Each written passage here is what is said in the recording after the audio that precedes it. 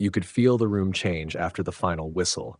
A city that's used to skepticism exhaled like relief. Caleb Williams didn't gloat, he didn't shout. He told the media what everyone in Chicago already felt. These guys work their tails off, they believe, and they're ready to do something special. That line lands differently when it follows a road win over the defending Super Bowl champion, and when the tape shows your rookie QB handing off a statement game plan to a nastily effective run game. This wasn't luck, it was a sentence the Bears wrote together. Start with the trenches. You can talk about the stat line, 281 rushing yards, 2 backs over 100, but the real story is how the offensive line turned a matchup into a rout.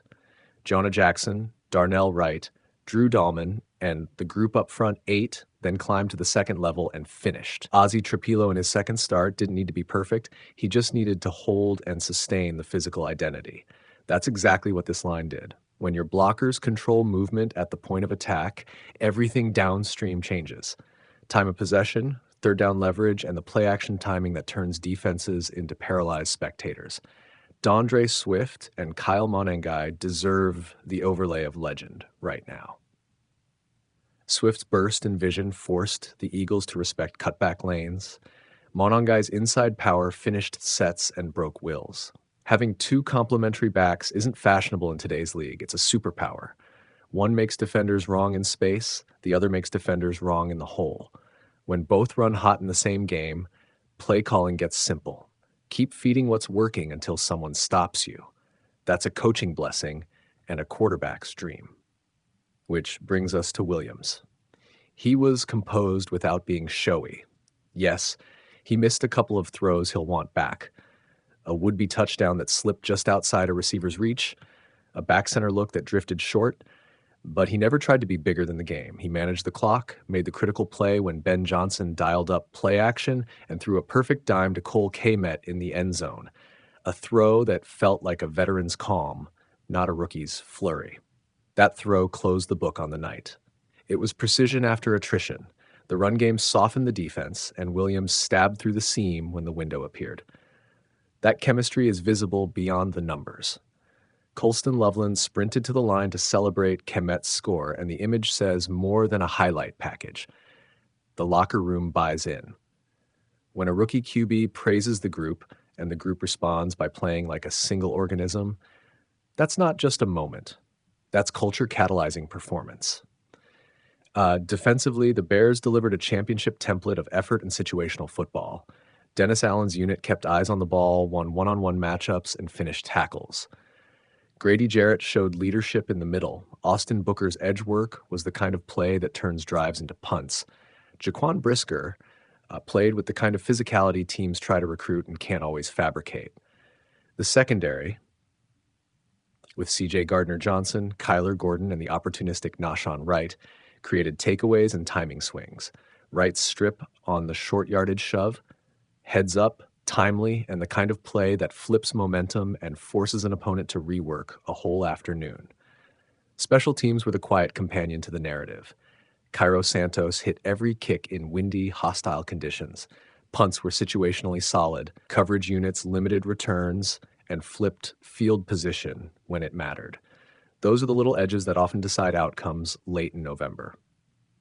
Now for the reality test. Is this sustainable? Opponents will see the tape. They'll stack boxes, they'll game plan to make Williams beat them over the top, and they'll rush the edge with heavier personnel. The Bears' challenge is to keep evolving. Install counters, use play action not just as a trick, but as a consistent threat, and let the run set up the vertical game so defenses can't simply load and lock. Depth matters too. Can both backs stay healthy? Can the line keep its technique and finish through a December gauntlet?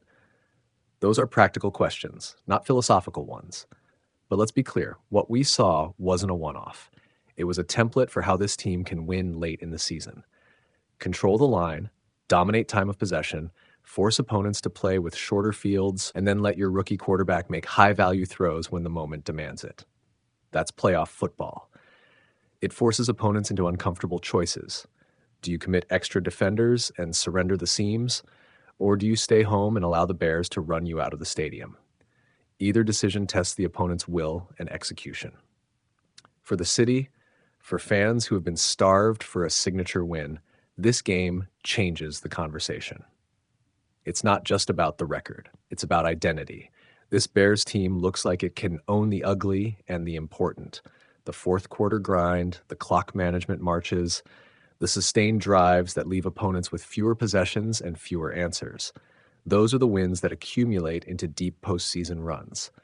Caleb Williams' comments will be replayed in the coming days. He praised the group, he vowed to maximize everything, and he said the word every fan wants to hear.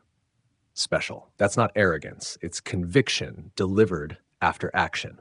The challenge now isn't to grandstand on a quote, it's to replicate the work. It's to let the next 2 weeks prove whether Friday was a turning point or the opening salvo of a sustained surge. If you want one lasting image from this night, picture the stadium slowly losing its volume as Chicago methodically ate the clock. That silence wasn't defeat. It was exhaustion. The sound of an opponent being ground down by a consistent, physical football. For Bears fans, that silence felt like victory, the kind that doesn't need fireworks to be convincing. For the league, it's the message that Chicago isn't here to make noise. They're here to make history. Chicago Bears fans might actually run through a brick wall after hearing what Caleb Williams said following the team's 24-15 win over the Philadelphia Eagles, a win that felt like the moment this entire season officially leveled up. On Black Friday, Chicago didn't just beat the defending Super Bowl champions. They controlled the game, dominated on the ground, shut down the Eagles' offense, and sent a message that everyone in the NFL needed to hear. And Caleb Williams delivered it perfectly. We work our tail off as a group, myself included, and I want to maximize every single thing.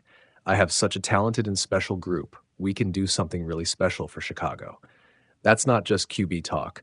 That's a franchise quarterback putting the league on notice, because the Bears really might be that team. They ran for 281 yards against one of the best rushing defenses in football. Kyle Monangai and D'Andre Swift looked unstoppable, combining for 255 yards and 2 touchdowns like they were playing on rookie mode.